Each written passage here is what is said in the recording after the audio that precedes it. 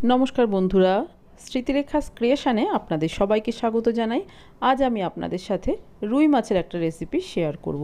भीषण सहज रान्ना और खेते किन्तु खूब भालो लागे। भातेर साथे एई रुई पोस्त असाधारण लागे।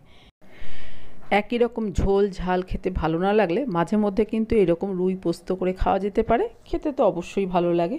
আমি এই রুই পোস্ত কীভাবে বাড়িতে বানাই আজ সেটাই আপনাদের সাথে শেয়ার করতে এসেছি। এখানে দেখুন আমি রুই মাছ নিয়ে নিয়েছি, মাথা এবং লেজাটা বাদ দিয়েছি। মাছ ভালো করে ধুয়ে জল ঝরিয়ে পরিষ্কার করে নিয়েছি। এবার এই মাছ ম্যারিনেট করে নেব। তার জন্য মাছের মধ্যে দিয়ে দিলাম পরিমাণ মতো লবণ, আর আমি এখানে দিয়ে দিচ্ছি হলুদ। পোস্ততে অনেকেই হলুদ পছন্দ করেন না, যারা পছন্দ করেন না তারা পোস্ততে হলুদটা বাদ দেবেন। আমি কিন্তু পোস্ত রান্নায় একটু হলুদ ব্যবহার করি। এবার মাছের গায়ে ভালো করে লবণ হলুদটা মাখিয়ে নিচ্ছি। দেখুন মাছে লবণ হলুদ মাখানো হয়ে গেছে। এইভাবেই 10 থেকে 15 মিনিট রেখে দেবো, তারপরে আমি রান্না করব।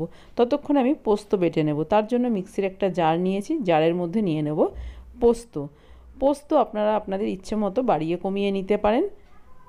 বেশি দিলে খেতে বেশি ভালো লাগবে। আমি প্রায় 25 গ্রাম মতো পোস্ত এখানে নিয়েছি। এবার প্রথমে শুকনো অবস্থাতেই পোস্তটা একটু মিক্সিতে ঘুরিয়ে পাউডার তৈরি করে নেব।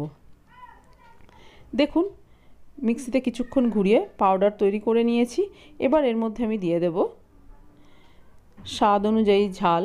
এখানে আমি 4-5টা কাঁচা লঙ্কা দিচ্ছি, আপনারা আপনাদের ইচ্ছে মতো দেবেন। এবার একটু জল দিয়ে একটা মিহি পেস্ট তৈরি করে নেব। পোস্ত বাটা হয়ে গেছে, এবার রান্না শুরু করব। তার জন্য গ্যাসে একটা কড়াই বসিয়ে দিয়ে কড়াইয়ের মধ্যে দিয়ে দিলাম সর্ষের তেল। মাছ রান্না করছি এবং পোস্ত রান্না করছি, সেই জন্য সর্ষের তেলটাই ব্যবহার করলাম। তেল গরম হয়ে গেছে, তেলের মধ্যে সামান্য একটু লবণ দিয়ে দিলাম। এর ফলে মাছটা কড়াইয়ের গায়ে লেগে যাবে না ভাজার সময়। এবার মাছগুলো দিয়ে একটু উল্টে পাল্টে ভেজে নেব। খুব বেশি লাল করে আমি কখনোই মাছ ভাজি না, তাই আজও কিন্তু হালকা লাল রং ধরা পর্যন্তই মাছগুলো ভেজে নিচ্ছি। দেখুন মাছ ভাজা হয়ে গেছে, এর থেকে বেশি আর ভাজবো না। পোস্ত রান্নায় মাছ খুব বেশি ভাজলে কিন্তু স্বাদ ভালো হয় না।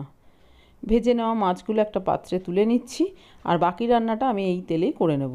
এবার এই তেলের মধ্যে ফোড়নের জন্য দিয়ে দিলাম কালো জিরে। একটু ভেজে নিচ্ছি কালো জিরেটা। এবার এর মধ্যে দিয়ে দেব একটা ছোট সাইজের পেঁয়াজ কুচি।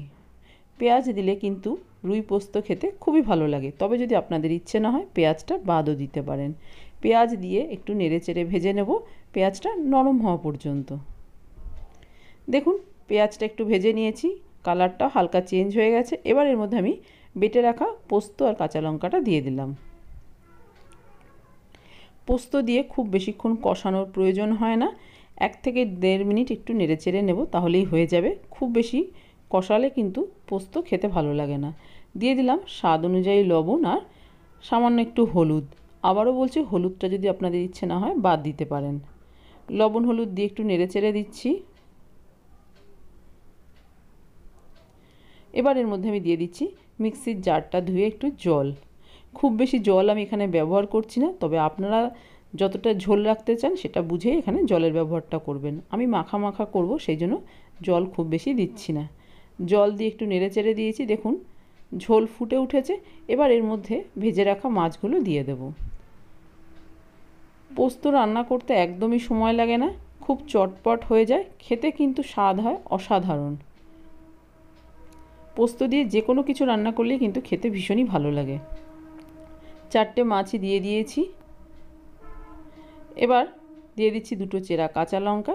এবার ঢাকা দিয়ে মিনিট 1.5 রান্না হতে দেব। খুব বেশিক্ষণ রান্না করার প্রয়োজন নেই। দেখুন 1.5 মিনিট মতো রান্না করে নিয়েছি। এবার ঢাকনাটা খুলে মাছগুলো একটু উল্টে দিচ্ছি, তাহলে অপর পিঠটারও ঝোলের স্বাদটা ঢুকে যাবে। আবারও 1 থেকে 1.5 মিনিট ঢাকা দিয়ে রান্নাটা হতে দেব। দেখুন 1.5 মিনিট মতো রান্না করে নিয়েছি। আমার কিন্তু রুই পোস্ত রান্না করা একদম কমপ্লিট হয়ে গেছে। এবার এর মধ্যে আমি দিয়ে দেব 1 চামচ পোস্ত বাটা আমি রেখে দিয়েছিলাম, সেই পোস্ত বাটাটা এখন দিয়ে দিচ্ছি। রান্নার শেষে যদি এইভাবে কাঁচা পোস্ত দেওয়া হয় তাহলে কিন্তু রান্নার স্বাদ ভীষণ ভালো হয়, আর পোস্তর একটা সুন্দর গন্ধও বেরোয়। দিয়ে দিচ্ছি 1 চামচ কাঁচা সর্ষের তেল। পোস্ত রান্নায় একটু কাঁচা তেল দিলে খেতে খুবই ভালো লাগে। পোস্ত এবং কাঁচা তেলটা ভালো করে একটু মিশিয়ে দিচ্ছি।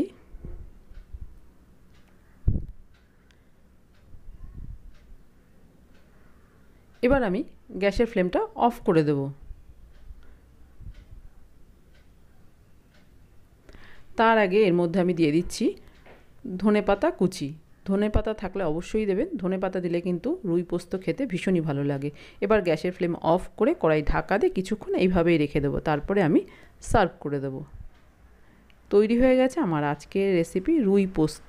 ভীষণ সহজ রান্না, চটপট হয়ে যায়, আর ভাতের সাথে খেতে তো অসাধারণ হয়। আমার আজকের এই রুই পোস্তর রেসিপি যদি আপনার ভালো লেগে থাকে তাহলে আপনি একটা লাইক, শেয়ার, কমেন্ট করবেন। আর আপনি যদি আমার চ্যানেলের নতুন বন্ধু হয়ে থাকেন তাহলে আপনার কাছে একটাই অনুরোধ, আমার চ্যানেলটা সাবস্ক্রাইব করে আমার পাশে থাকার। আপনারা সবাই খুব ভালো থাকবেন। আপনাদের সাথে আমার আবার দেখা হবে অন্য কোনো নতুন ভিডিওতে, নতুন কোনো রেসিপির সাথে।